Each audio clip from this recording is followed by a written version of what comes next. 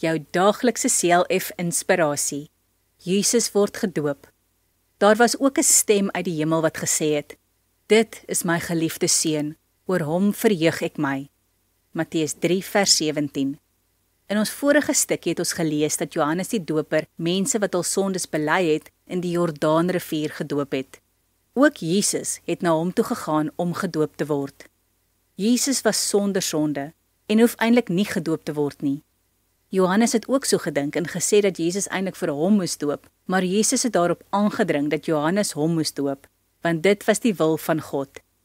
Jesus was 'n gewone mens toe hy op aarde was. Daarom het hy hom laat doop.